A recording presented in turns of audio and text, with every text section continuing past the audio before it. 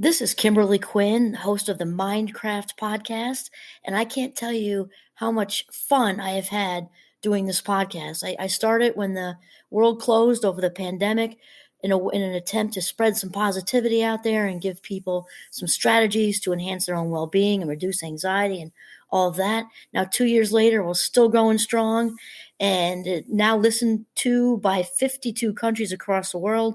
And I've even helped some of my students get going with their own podcasts. It's super easy to do. And I'll tell you, if you haven't heard about Anchor by Spotify, it is the easiest way to make a podcast with everything you need all in one place. I'll just explain for you. Anchor has tools that allow you to record and edit your podcast right from your phone or computer.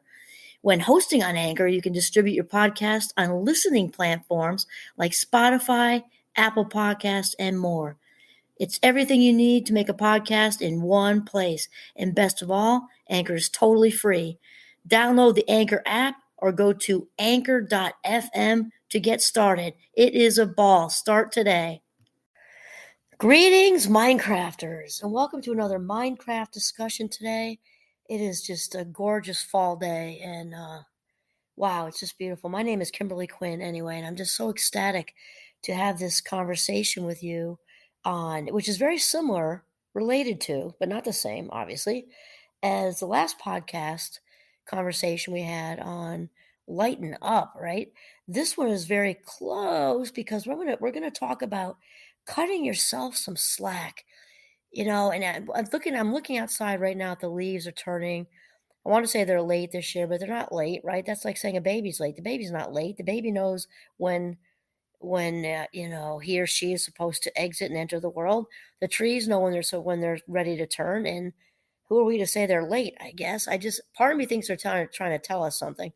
Who knows if it's climate change or whatever, but they're starting to turn now. A couple weeks, later than we're used to. Let's put it that way.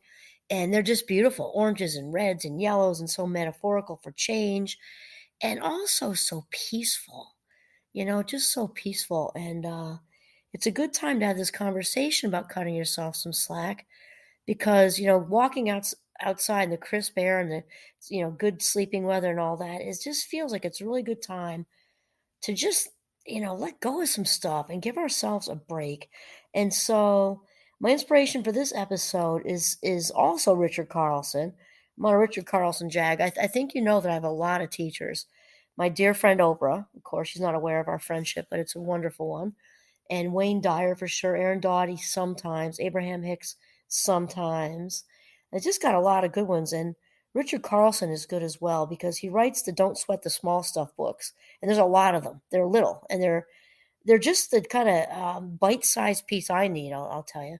And especially after the Rona virus, when our bandwidth has shrunk significantly, I think that these 1.5 page, discussions and strategies are just what the doctor ordered, as they say.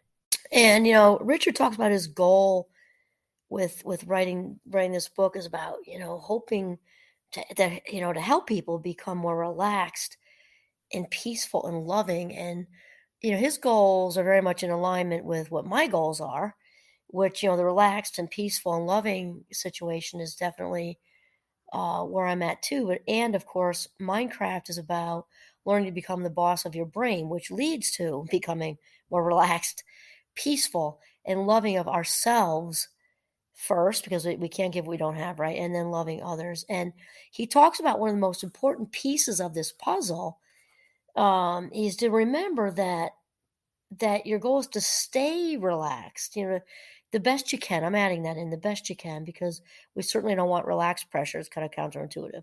So the best you can, and to not get too worked up or concerned about how you're doing along this journey.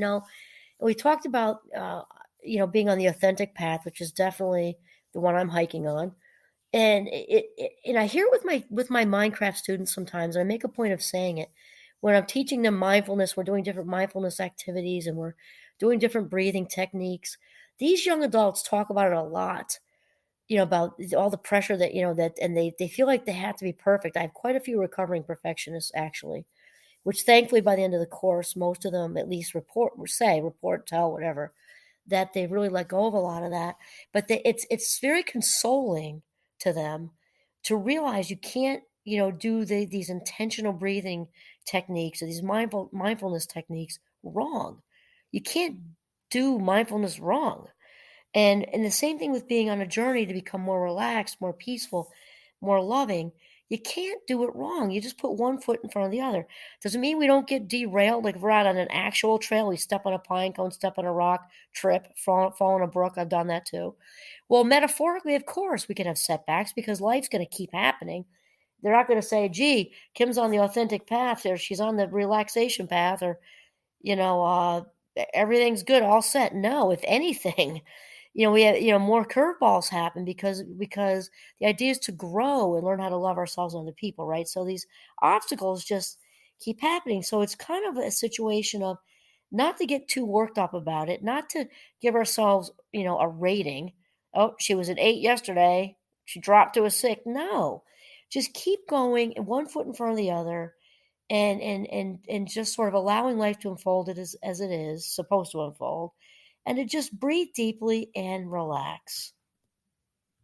And so Richard says, practice the strategies, keep them in mind, yet don't worry about being perfect. Oh my gosh, it's just the word. I actually literally didn't allow the word perfect in the house when our 5 wonderful children were growing up because it's just I didn't want them to have it in their little heads.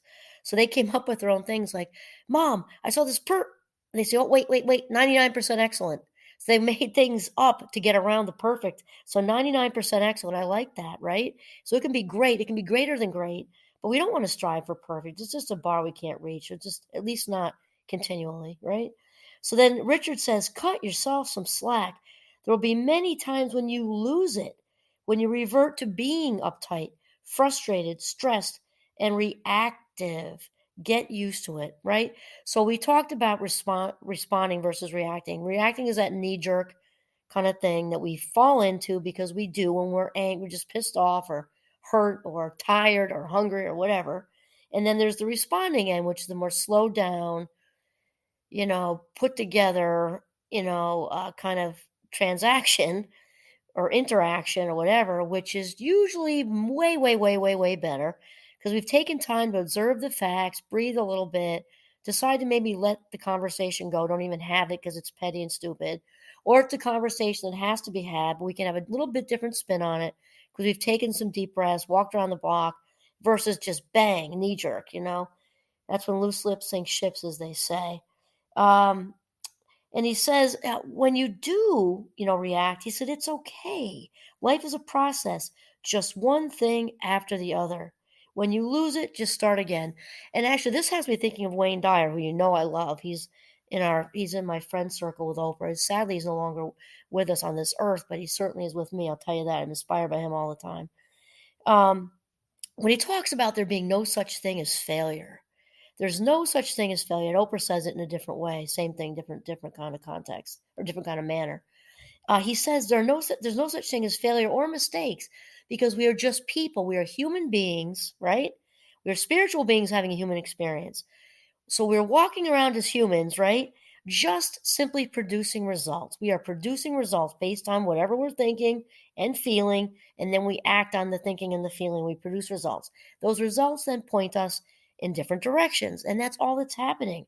When we label them as mistakes and failure, this doesn't help our progress, right? We're just human beings producing results.